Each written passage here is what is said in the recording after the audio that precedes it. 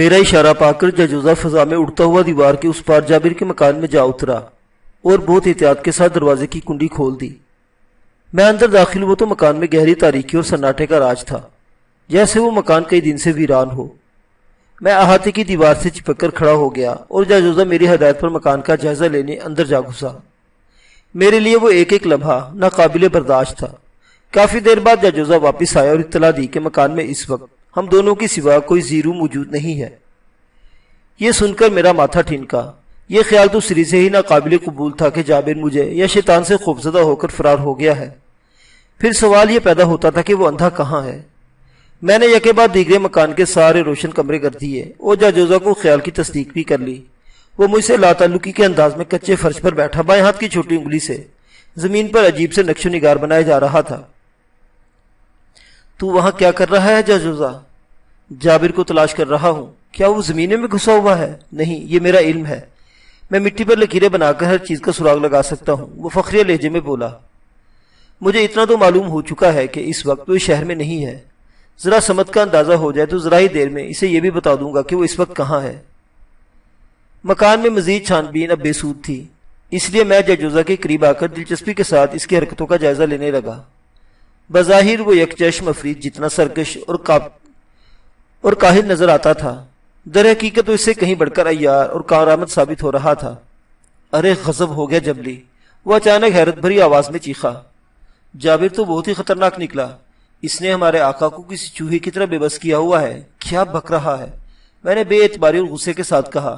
میں بک نہیں رہا، اگر تجھے میری بات کا اعتبار نہ ہو تو اس وقت آقا کو یاد کر، وہ آزاد ہوا تو فوراً یہاں پہنچے گا۔ جاجوزہ زمین سے اٹھتے ہوئے بولا۔ اس کی بات معقول تھی۔ میں نے اسی وقت شیطان کو یاد کیا۔ کئی سیکنڈ پھر کئی منٹ گزر گئے لیکن شیطان نہ آیا۔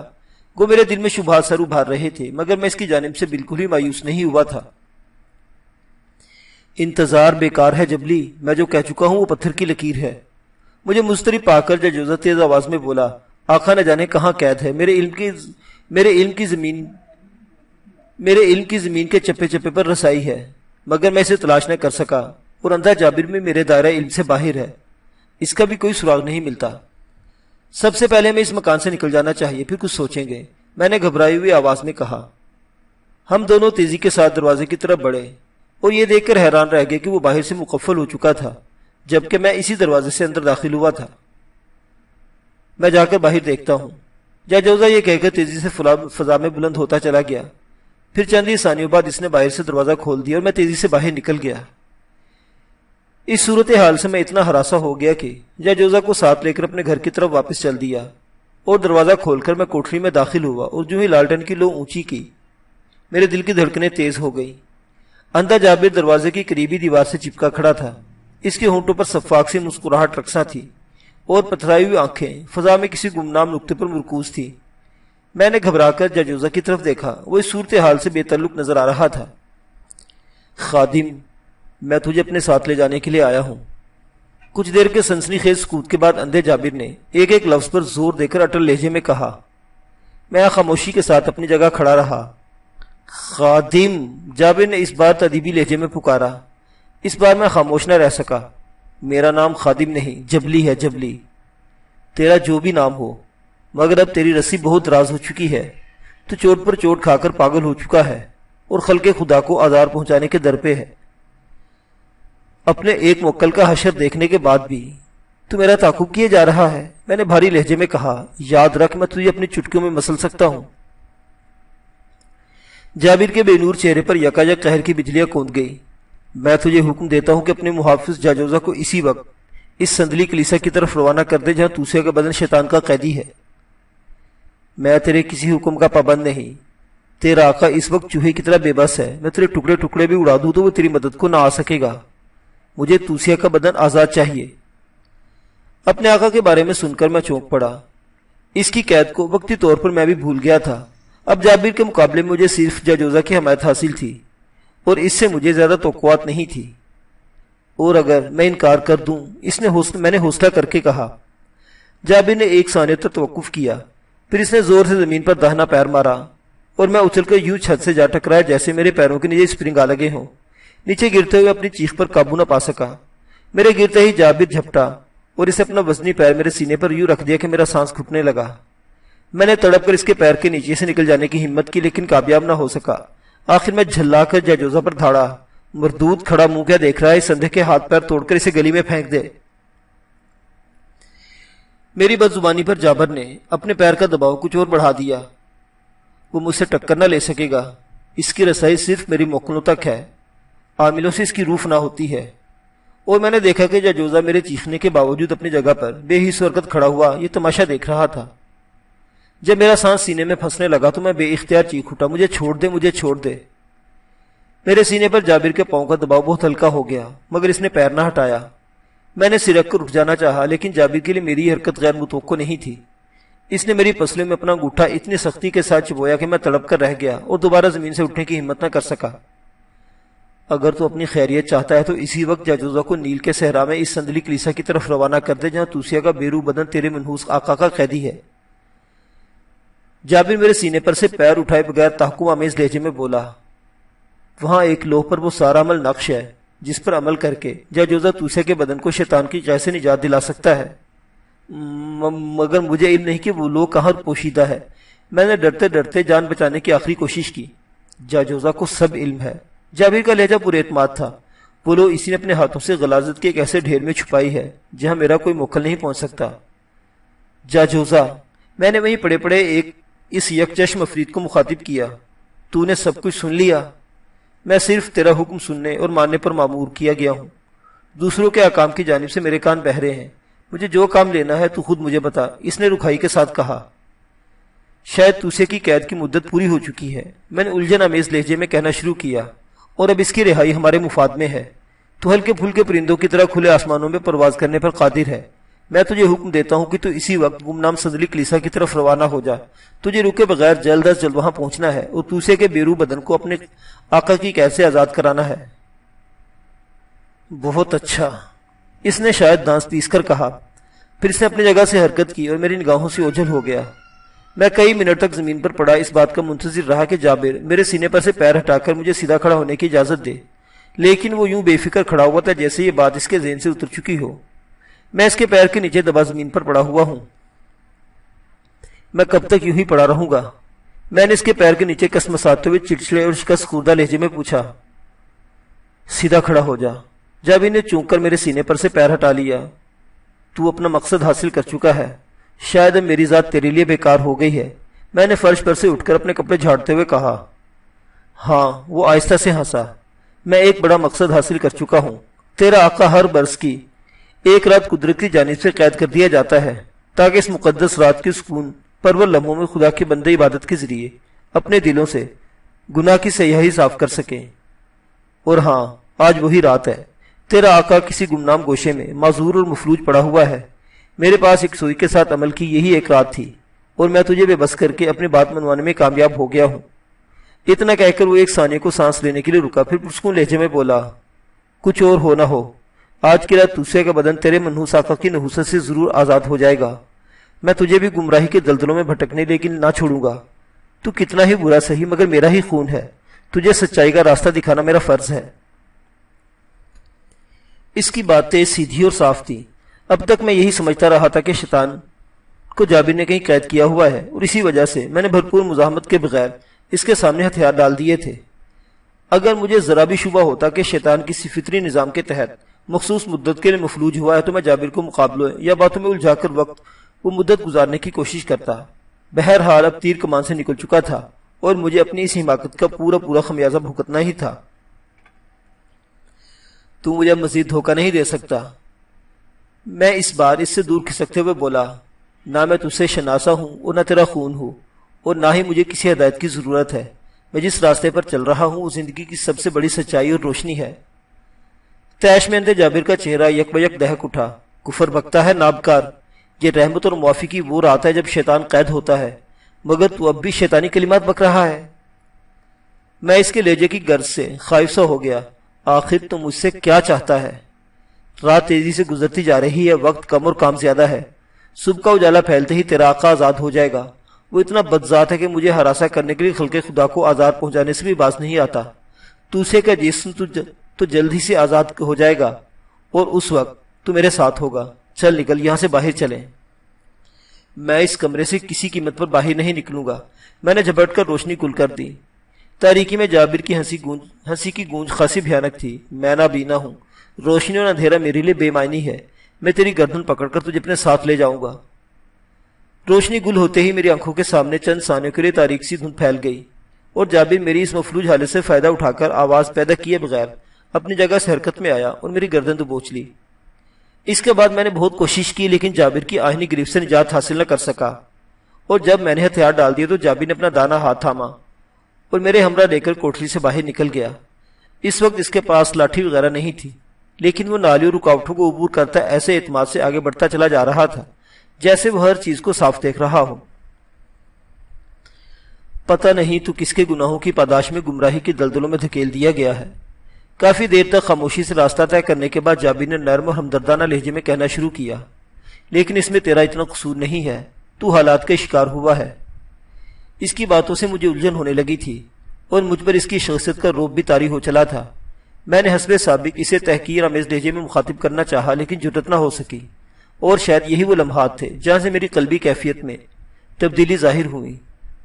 تم ضعیف اور نابینا ہو، میں تم سے دور بھاگتا رہا، لیکن تم سائے کی طرح میرے تعاقب میں لگے رہے ہو۔ تم نے مجھے قتل کے الزام میں گرفتار کرایا ہے۔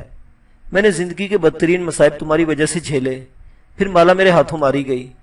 جنجلاہٹ میں شہر کو فساد کا شوشہ کھڑا کیا، اور اب پھر تم میرے راستے میں آ کھڑے ہوئے ہو۔ بولتا رہ، خاموش کیوں ہو گیا؟ بولنے سے دل کا غبار ہلکا ہوتا ہے۔ مجھے خاموش پا کر اندھے جابر نے محبت آمیز لہجے میں کہا، میں تمہیں نہیں سمجھ سکا، نہ جانے تم مجھ سے کیا چاہتے ہو۔ کچھ نہیں، بس میں تیری عاقبت کی سلامتی چاہتا ہوں۔ تو جس راستے پر جا رہا ہے وہ بربادی رسوائی کی راہ ہے۔ تیرا آقا راندہ درگاہ ہے اور وہ لوگوں کی مجبوریوں کا سب سے بڑا خریدار ہے۔ تو دیکھ چکا ہے کہ وہ تجھے مصیبت میں الگ چھوڑ کر لا تعلق ہو جاتا ہے۔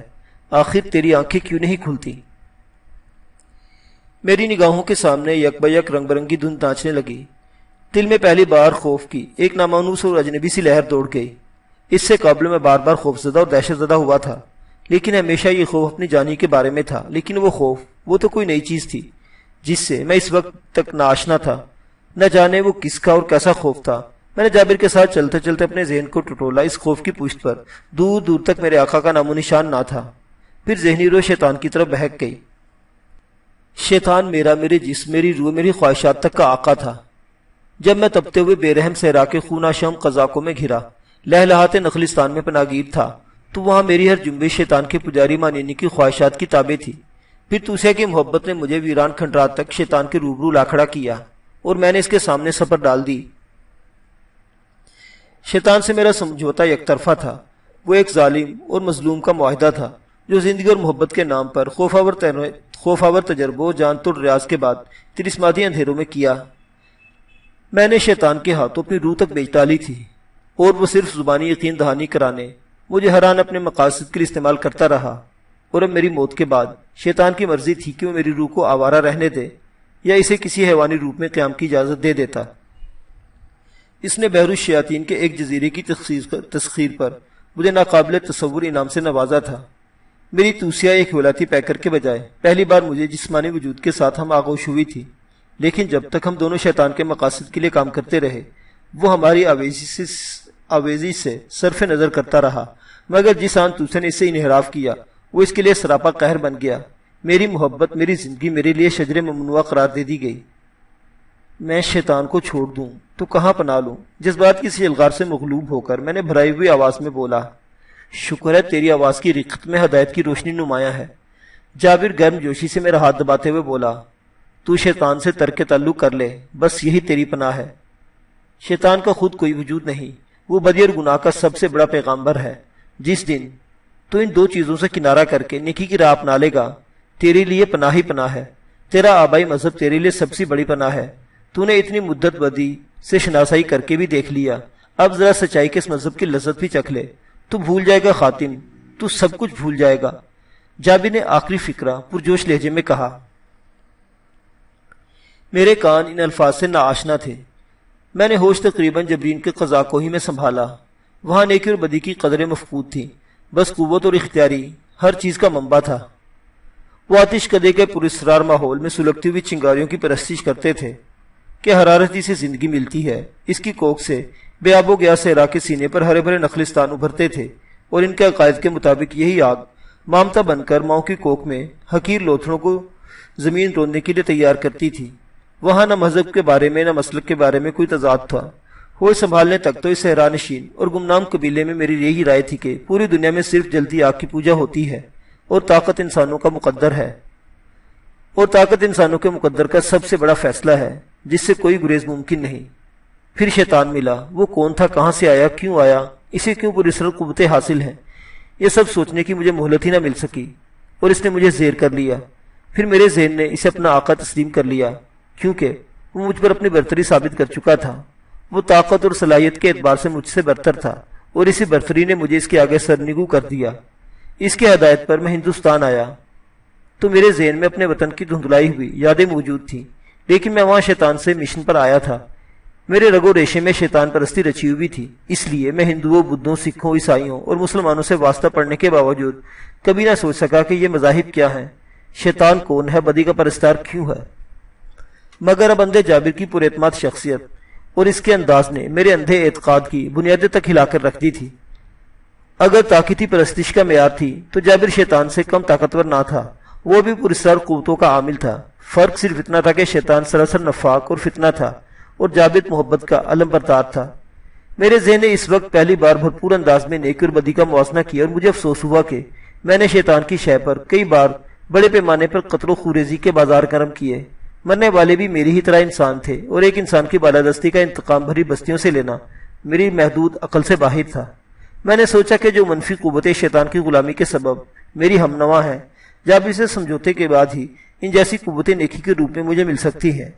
رہا اختیار تو شیطان سے سودا مجھے بڑا مہنگا پڑا تھا۔ مجھے توسے سے ملنے پر بھی اختیار نہیں تھا، جبکہ جابر کئی بار کہہ چکا تھا کہ شیطان سے عہد توڑنے کے بعد توسیہ ہمیشہ کے لیے میری ہوگی۔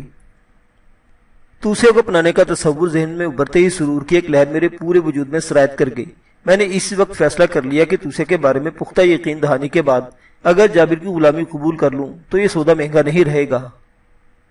تم میرے آبائی مذہب کی بات کرتے ہو، میں نے جابر کے ساتھ چلتے ہوئے کہا، مگر میں اس مذہب سے لا علم ہوں۔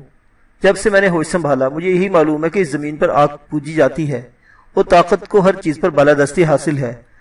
آگ کو میں نے کبھی سجدہ نہ کیا، نہ کروں گا، لیکن میرا آقا کہتا ہے کہ وہ آگ ہی سے پیدا کیا گیا ہے، اور میں مٹی کی پیداوار ہوں، اس لیے وہ مجھ سے افضل ہے۔ میری توسے کا مذہب بت پرستی تھا، وہ ٹھنڈے اور بے جان پتھروں کی پجارن تھی، اس لیے بھڑکتی آگ کے پجاری صدیوں سے اس پر غالب رہے۔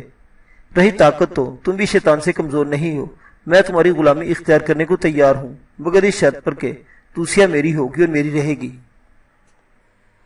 میری بات سن کر جابر فوراً کچھ نہ بولا۔ تاروں کی چھاؤں میں اس کے کرخ چہرے پر چھائے ہوئے تناؤ سے یوں لگ رہا تھا جیسے وہ کسی گہری سوچ میں پڑ گیا ہو۔ چند ثانیوں بعد وہ بولا تو اس کی آواز میں ہلکی سی لرزش نمایاں تھی، اور یوں لگ رہا تھا جیسے وہ بہت دور کسی گہرے کنویں سے بول رہا ہو۔ توسیہ بلا شبہ تیری ہوگی، مگر میں تجھے اپنا غلام نہیں بنانا چاہتا، تجھے کسی اور کی غلامی کرنی ہوگی، کسی اور کو سجدہ کرنا ہوگا۔ میں مدتوں سے بے گھر اور بے وطن مارا مارا پھر رہا ہوں، میں نے جلدی سے کہا۔ میں نے اتنی ٹھوکریں کھائی ہیں کہ اپنے سے طاقتور کسی بھی ذات کو سجدہ کرنے کو تیار ہوں۔ میرا خیال تھا کہ اس پیشکش پر جابر کا چہرہ مسرت سے دمک اٹھے گا، مگر وہاں تو میرے الفاظ پر مایوسی کی ایک گھٹاسی امڑ آئی۔ کاش میری آنکھیں ہوتی۔ اس نے پوری قوت سے اپنی پیشانی مسلتے ہوئے کہا، میری اندھی آنکھیں بے نور ہے بیٹے، اگر یہ روشن ہوتی تو ان کی چمک تجھے سب کچھ سمجھا دیتی، تو جان لیتا کہ میں تجھے جس ذات کی غلامی میں دینا چاہتا ہوں وہ تجھ سے نہیں سب سے برتر ہے، سب سے طاقتور ہے، اسی لیے تیرے موجودہ آقا کو آسمانوں سے زمین پر پھینکا ہے اور قیامت کے لیے گمراہی کا توق اس کے گلے کی زینت بنا دیا ہے۔ جابر کی دبی دبی سی آواز میں ایسا جوش اور ولولہ پنہاں تھا کہ میں پھریری لے کر رہ گیا۔ اس کی باتیں میرے لیے ناقابل فہم تھی، نہ جانے وہ سیدھے سادے الفاظ میں کیا کہنے اور کیا سمجھانے کی کوشش کر رہا تھا۔ میں نے اس سے بحث کرنے کے بجائے خاموشی ہی ساتھ لی۔ پھر ہم دونوں خاموشی سے چلتے رہے، نہ جانے وہ مجھے کہاں لیے جا رہا تھا۔ ایک جگہ اچانک اسے سخت ٹھوکر لگی اور وہ منہ کے بل زمین پر گرتے گرتے بچا۔ اگر وہ میرا ہاتھ نہ تھامے ہوتا تو منہ کے بل ابرے پتھروں پر جا گرتا۔ اس کے حلق سے ہلکی سی غراہٹ نکلی اور وہ سیدھا ہو کر رک گیا۔ چلو میں تمہاری رہنمائی کرتا ہوں، کدھر جانا ہے؟ میں نے کہا۔ نہ جانے باتوں ہی باتوں میں کہاں نکل آیا ہوں۔ وہ شاید میری بات سنے بغیر پرخیال انداز میں بڑبڑایا، صبح ہونے والی ہے اور کام بہت باقی ہے، تم کو جانا کہاں ہے؟ میں نے ہمت کر کے پوچھ ہی ڈالا۔ کہاں جاؤں گا، گھر جانا تھا، وہ بے بسی کے ساتھ بولا۔ بے نور آنکھیں کبھی کبھی بڑا دکھ دیتی ہیں، خیر دکھ نہ دے تو بے نائی کا احساس کسے ہو۔ گھر؟ میں نے حیرت سے کہا، تم تو راستہ بھٹک کر کافی دور آ نکلے ہو۔ مجھے صرف اتنا بتا دے کہ یہ کون سا علاقہ ہے، پھر میں خود بخود گھر پہنچ جاؤں گا۔ علاقے کا نام تو مجھے نہیں معلوم، ہاں تمہارے گھر کا راستہ مجھے معلوم ہے۔ بک بک نہ کر، وہ جھلا گیا۔ میں مختصر ترین راستے سے گھر پہنچنا چاہتا ہوں، نام معلوم نہیں تو مکانوں کی ساخت وغیرہ بتا دے۔ میں جلدی سے جگہ کا محلے وقوع بتانے لگا۔ اندھے جابر نے درمیان میں چند سوالات کیے، پھر میرا ہاتھ تھام کر تیزی سے واپس چل پڑا۔ تنگ و تاریک اور پیچ در پیچ گلیوں سے گزرتا وہ میری توقع سے کہیں جلد اپنے مکان پر جا پہنچا۔ مانوس راستوں پر قدم پڑتے ہی اس کے چہرے پر اطمینان کی لہر دوڑ گئی تھی۔ مکان کا داخلی دروازہ میری اور جاجوزہ کی واپسی کے بعد بدستور کھلا ہوا تھا۔ مکان میں روشنی بھی جوں کی توں موجود تھی۔ پہلے جابر دروازے سے گزر کر اندر داخل ہوا، اس کے پیچھے میں نے قدم اٹھایا ہی تھا کہ کسی نے میری کمر میں دونوں ہاتھ ڈال کر زور سے جھٹکا مارا اور میرا ہاتھ جابر کی گریف سے نکل گیا۔ میرے حلق سے دہشت زدہ سی چیخ آزاد ہوئی اور میں گلی کے وسط میں آ گرا۔ میں ہڑبڑا کر زمین سے اٹھا تو کری صورت شیطان خوفناک تیوروں کے ساتھ میرے سر پر مسلط تھا۔ میرا ہاتھ چھوٹتے ہی جابر بھی بوکھلا کر مکان سے باہر آیا، پھر شاید اس کی چھٹی حصنے سے صورتحال سے آگاہ کر دیا۔ باہر آتے ہی جابر نے اپنی بے نور نگاہیں آسمان کی طرف اٹھائیں اور پھر سر جھکا لیا، جیسے صبح کا اجالا اتنی جلد نمودار ہونے پر کسی نادیدہ قوت سے شکایت کر رہا ہو۔ میں اب آزاد ہوں جابر، شیطان نے اپنی سرد اور کرخت آواز میں کہا، اور تو اتنی آسانی کے ساتھ میرے غلام کو نہیں چھین سکتا۔ اس کا خون سے تصدیق کیا وہ مقدس عہد نامہ میرے پاس محفوظ ہے، اگر تو نے اسے چھیننے میں میرے ساتھ کوئی زبردستی کی تو میں اسے بھی ہلاک کر دوں گا۔ جابر نے بے اختیار دونوں ہاتھوں سے اپنا منہ پیٹ ڈالا۔ وہ سر جھکا کر شکست خوردہ انداز میں مکان میں جا گھسا۔ میں سہمے ہوئے انداز میں زمین سے اٹھ گیا۔ جبلی، تو نے آج ثابت کر دیا کہ میں نے تجھ پر جو اعتماد کیا تو اس کا ہرگز اہل نہیں تھا۔ شیطان نے سینے کو چھید ڈالنے والی نگاہوں سے مجھے گھورتے ہوئے کہا، اس میں میرا قصور نہیں ہے۔ جابر کی زبان میں بلا کا زور ہے آقا، اور اس کی باتیں تیرے آ جانے کے بعد بھی میرے دل میں چبھ رہی ہیں۔ میں نے خوفزدہ لہجے میں کہا، سب بکواس ہے۔ شیطان خرایا، جاجوزہ سچ کہتا ہے، خاک کے پتلے کبھی آتشی مخلوق کی مصری نہیں کر سکتے۔ تیری بے بسی کے بعد میں خود کو بے سہارا محسوس کر رہا تھا آقا، میں نے خوشامدانہ لہجے میں کہا۔ جابر تو مجھے مار ڈالنے پر تلا ہوا تھا۔ توسیہ میری مرضی سے معطوب کی گئی تھی، اس کے بدن کو میرے ہدایت پر جاجوزہ نے سندلی کلیسا میں قید کیا ہوا تھا، لیکن تو نے اپنی جان کے خوف سے میری مرضی کے خلاف عمل کرنے کا حکم دیا۔ تیری جگہ جاجوزہ ہوتا تو مر جاتا، مگر وہ نہ کرتا جو تو نے کیا۔ تیرے حکم سے وہ وہاں چلا ضرور گیا، مگر وہ بہت زیرک ہے، جانتا ہے اس نے کیا کیا۔ میں اس کے دوبارہ بولنے کا منتظر رہا اور چند ثانیوں کی سکوت کے بعد اس نے زبان کھول ہی دی۔ اس نے توسیہ کے بدن کو جابر کی دست و بوجھ سے بچانے کے لیے ٹکڑے ٹکڑے کر ڈالا ہے، اور وہ تمام ٹکڑے دور دراز دریاؤں کی روانی میں بہا دیے۔ اب میں ہی ان ٹکڑوں کو یکجا کر سکتا ہوں، ورنہ توسیہ مر چکی ہے۔ توسیہ مر گئی؟ میں صدمے اور حیرت کے ساتھ کہا، ہاں تیرے لیے وہ مر چکی ہے، اور اب تو میری سزا کے لیے تیار ہو جا۔ شیطان نے بے رحمانہ مسکراہٹ کے ساتھ کہا، سزا؟ میں نے کھوئے کھوئے لہجے میں کہا، نہیں آقا، مجھے سزا نہ دے، میں اپنے عمل سے اپنی ماضی کی تلافی کر دوں گا، آئندہ مجھ سے کوئی شکایت نہ ہوگی۔ نہیں، وہ فیصلہ کن لہجے میں بولا، سمندر کے سینے پر ابھرا ہوا ایک ویران اور بے آب و گیا جزیرہ تیرا منتظر ہے، میں تجھے وہاں بھوک اور پیاس سے سسکا کر ماروں گا۔ میں بہت گڑگڑایا، مگر شیطان کا فیصلہ تبدیل نہ ہو سکا۔ پھر اس نے اپنی جگہ سے میری کنپٹی پر ٹھوکر ماری۔ وہ زمین پر کھڑے کھڑے فضا میں اچھل کر ناچتا ہوا اوپر معلق ہوا تھا، اور اس سے پہلے کہ میں اس کے ارادوں سے آگاہ ہو سکوں، اس نے میری کھوپڑی پر بھرپور ٹھوکر ماری اور میں تیورا کر زمین پر ڈھیر ہو گیا۔ میں کب تک بے ہوش رہا مجھے یاد نہیں۔ جب دوبارہ ہوش آیا تو میں نے سمندر کی لہروں کا غضبناک شور سنا۔ سورج میرے سر پر چمک رہا تھا اور میں ایک خوفناک جزیرے کے ساحل پر دم توڑتی ہوئی موجوں کے اتھلے پانی میں پڑا ہوا تھا۔ میں کئی ثانیوں تک اپنی قوتیں مجتمع کرنے کی کوشش کرتا رہا، پھر کونیوں کے سہارے اٹھا اور بے اختیار مجھے غش آ گیا۔ وہ واقعی سپاٹ اور بنجر جزیرہ تھا، سمندر کی سطح پر ابھرے ہوئے کسی خشک پھوڑے کی طرح اور اس کا رقبہ بہت مختصر تھا۔ وہ ایک بگڑے ہوئے بھورے رنگ کے دائرے کی صورت میں پھیلا ہوا تھا۔ اس کا تمام ساحل مجھے بخوبی نظر آ رہا تھا، کھاری نیلگو پانی، یہ بھوری پتھریلی زمین۔ یہ میرے لیے شیطانی عذاب تھا اور میں اسے جھیلنے کے لیے اپنے مقدر کے ہاتھوں وہاں پھینک دیا گیا تھا۔ میں نے کئی بار پلکیں جھپکا کر اپنے اطراف میں نظریں دوڑائیں، لیکن وہ کوئی سراب نہیں تھا۔ میں بیرونی دنیا سے اپنا ہر رابطہ منقطع کر چکا تھا۔ میرے چاروں طرف سمندر کی چنگاڑتی ہوئی طوفانی لہریں تھیں، یا پھر وہ جزیرہ جہاں نہ سبزہ تھا نہ آبادی۔ خوف سے میرا حلق خشک ہونے لگا اور میں بے اختیار آگے بڑھنے لگا۔ مجھے اس وقت شدت سے ٹھنڈے پانی کی طلب محسوس ہو رہی تھی۔ مجھے یقین تھا کہ اس جزیرے پر مجھے انگلیاں بھگونے کو بھی میٹھا پانی نہ مل سکے گا، مگر تلاش کے بغیر مایوسی شاید انسانی فطرت کے خلاف ہے۔ میرے قدم آگے ہی بڑھتے رہے۔ وہاں ہر طرف وہی بھوری بے آب و گیا ویرانی پھیلی ہوئی تھی۔ چلتے چلتے میرے قدم جواب دینے لگے۔ سورج کی تمازے سے میری پیاس ناقابل برداشت ہونے لگی تھی۔ میں نے ایک ٹیلے پر چڑھ کر اس سمندری پھوڑے کے چاروں طرف جھاگ اڑاتے سمندر پر نگاہیں دوڑائی اور سب سے قریبی ساحل کی طرف گھسیٹنے لگا، تاکہ پانی نہ سہی تو ساحلی ہواؤں میں رچی ہوئی نمناک بو سے ہی اپنے دل کو بہلاؤں۔ راستے میں جا بجا خشک اور خاردار جھاڑیاں پھیلی ہوئی تھی، جن میں سبزی نام کو نہ تھی۔ ان خودرو جنگلی جھاڑیوں کا رنگ بھی اس جزیرے کی زمین اور چٹانوں سے مختلف نہ تھا۔ آخر کار میں ساحل پر اتھرے پانی میں ابھری ہوئی ایک پتھریلی چٹان پر آ بیٹھا اور اپنے پاؤں پانی میں ڈال دیے۔ میں کرب اور خالی ذہنی کے عالم میں نہ جانے کب تک یوں ہی بیٹھا رہا۔ پھر میرے ذہن میں اندھے جابر کی پرجوش اور سنسنی خیز باتیں سر ابھارنے لگی۔ وہ نہ آگ کا پجاری تھا نہ شیطان کا ہم نوا۔ وہ خود شیطان سے بہت طاقتور تھا، لیکن شیطان کے برخلاف وہ اپنی پرستش نہیں چاہتا تھا۔ میں نے اسے خود پیشکش کی تھی کہ وہ مجھے اپنا غلام بنا لے، لیکن وہ مجھے کسی اور کا غلام بنانا چاہتا تھا، کسی اور کو سجدہ کرانا چاہتا تھا، جو مجھ سے، شیطان سے، جابر سے سب سے برتر تھا، اور جس نے شیطان کو آسمان سے زمین پر پھینک کر قیامت تک کے لیے اس کے گلے میں گمراہی کا توق ڈال دیا تھا۔ نہ جانے کیسا تھا جابر کا رب، جو نہ پتھر تھا نہ آگ، نہ شیطان تھا نہ جابر، مگر وہ تھا ضرور۔ میں جو اس کے بارے میں سوچ رہا تھا میرے دل میں ہول سے اٹھ رہے تھے اور دل پر رقت طاری ہوئی جا رہی تھی۔ اس وقت رہ کے میرا دل تڑپ رہا تھا۔ کاش جابر اس وقت میرے پاس ہوتا تو میں اسی وقت اس کی خدا کی اطاعت کر لیتا، لیکن پھر خیال آیا کہ میرا خون سے تصدیق کیا ہوا میثاق مقدس جب تک شیطان کے قبضے میں ہے میری نجات ممکن نہیں۔ میں خود کو بری طرح کری سورج ابلیس کے چنگل میں پھنسا دیا تھا۔ اب اس کی غلامی میرے گلے کی ہڈی بن کر رہ گئی تھی۔ اے رب کائنات! اچانک میرے دل کی گہرائیوں سے کانپتی ہوئی آواز ابھری، اے جابر کے معبود، اگر تو ہے اور ویسا ہی ہے جیسا جابر کہتا ہے تو مجھ پر کرم کر دے۔ اے پروردگار، مجھے گمراہی کے اس بحر ظلمات سے نکال لے۔ میری پیشانی تیرے سجدوں کو تڑپ رہی ہے، مگر تو کہاں ہے؟ میں تجھے کہاں تلاش کروں؟ تجھے کیسے سجدہ کروں؟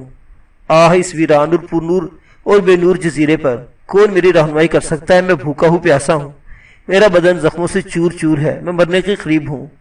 مجھے کچھ نہیں معلوم کہ موت کے بعد کیا ہوگا، مجھ پر کیا گزرے گی، مگر میں اپنے مرنے سے پہلے تمام مظالم، تمام گناہوں، تمام برائیوں سے سچے دل سے توبہ کرتا ہوں۔ میں بے خودی اور خود فراموشی کے عالم میں نہ جانے کیا کیا کہتا رہا۔ میری آنکھوں سے آنسوں کی لڑیاں بہہ نکلی تھی اور ان کی اوٹ سے ہر چیز لرزہ نظر آ رہی تھی۔ میری نگاہ سمندر کی موجوں پر ابھرتے ڈوبتے ایک انسانی سر پر پڑی جو بہتا ہوا شاید جزیرے ہی کی طرف آ رہا تھا۔ میں بے چین اور پر امید ہو کر اپنی جگہ سے اٹھ گیا اور آنکھیں پھاڑ پھاڑ کر اس باہمت انسان کو تلاش کرنے لگا جو سمندر کی غضبناک موجوں سے لڑتا ہوا اس طرف آ رہا تھا۔ تھوڑی دیر میں میری غلط فہمی دور ہو گئی۔ وہ کوئی انسانی سر نہیں بلکہ ایک مٹکا تھا جو لہروں پر سواری کرتا بل کھاتا ساحل کی طرف رواں دواں تھا۔ میرے دل میں یک بیک امید کی کرن جاگی، بھوک اور پیاس کا احساس شدید تر ہو گیا اور میں دل میں دعائیں مانگنے لگا کہ یہ مٹکا خالی نہ ہو۔ ابھی وہ مٹکا ساحل سے دور ہی تھا کہ میں لہروں کا رخ کا اندازہ کر کے مٹکے کو پتھریلے ساحل سے دور ہی روک لینے کے مناسب جگہ پر جا پہنچا۔ میں منتظر رہا۔ وہ مٹکا کشاں کشاں میری طرف آتا رہا، پھر وہ آخری لہر پر سوار ہو کر تیزی سے ساحل کی طرف آیا۔ میں آگے کو لپکا اور اس سے قبل کے اتھلے پانی میں آ کر پتھروں سے ٹکرا کر پاش ہوتا میں نے اسے دونوں ہاتھوں پر اٹھا لیا۔ پہلی نظر ڈالتے ہی میرا دل بلیوں اچھل پڑا۔ اس میں 2 ناریل لڑکتے ہوئے نظر آ رہے تھے، ساتھ ہی گندمی روٹی کی بھینی بھینی اشتہا انگیز خوشبو بھی پھوٹ رہی تھی۔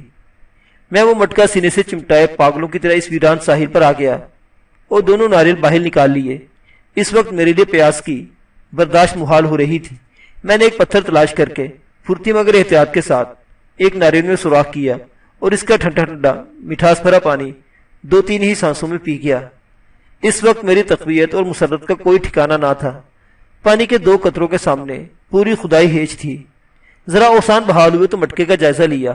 اس میں ناریل کے پتوں میں لپٹی ہوئی بیسن کی 2 روغنی روٹیاں بھی موجود تھیں، جن کی تازگی سے پتہ چل رہا تھا کہ انہیں تیار کیے چند پیر سے زیادہ وقت نہیں گزرا ہے۔ دونوں روٹیوں کے درمیان چٹنی بھی موجود تھی۔ اس وقت بیسن کی روغنی روٹیاں اور ناریل کے دانے میرے لیے منو سلوا سے کہیں طرح کم نہ تھے۔ میں نے سیر ہو کر وہ روٹیاں کھائیں، بغیر پانی والا ناریل توڑا اور اس کا گودا کھا کر بقیہ حصہ اور دوسرا سالم ناریل احتیاط سے اسی مٹکے میں رکھ دیا۔ میری عقل اس معجزے پر سخت حیران تھی۔ میری سمجھ میں نہ آتا تھا کہ کھلے سمندر میں وہ گھڑا کہاں سے آیا۔ آخر وہ کون خدا تر شخص تھا جو اس طرح روٹی اور ناریل مٹکے میں ڈال کر سمندر میں بھیج دیتا تھا۔ وقت آہستہ آہستہ ڈھلتا رہا، پھر پل ہو رات کی ویرانی اس جزیرے پر امڑ آئی۔ خوف اور دہشت سے میں ساری رات ہی جاگتا رہا۔ دوسرا دن گیا، پھر تیسرا دن طلوع ہو گیا۔ اس دوران میں میری کل رس ناریل اور اس کا پانی تھا۔ میں نے ایک ایک گھونٹ کر کے وہ پیا، مگر کب تک؟ ایک مرحلہ آیا کہ وہ بھی جواب دے گیا۔ ناریل کا گودا 7 وقت تک میری بھوک مٹانے کے بعد تیسرے روز ختم ہو گیا، اور اب میں اس جزیرے پر بھوک اور پیاس کا عذاب جھیلنے کے لیے ایک بار پھر بے سہارا رہ گیا تھا۔ ان دنوں میں سارا وقت کھلے سمندر میں دیکھتا رہتا، یہاں تک کہ میری آنکھیں پترا جاتی، مگر اس جیسا کوئی مٹکا مجھے دوبارہ نظر نہ آیا۔ معزز سامعین حضرات، یہ خوفناک اور پراسرار داستان ابھی جاری ہے۔ بقیہ واقعات اگلی قسط میں دیکھتے رہیے۔ اردو داستان۔ اللہ حافظ۔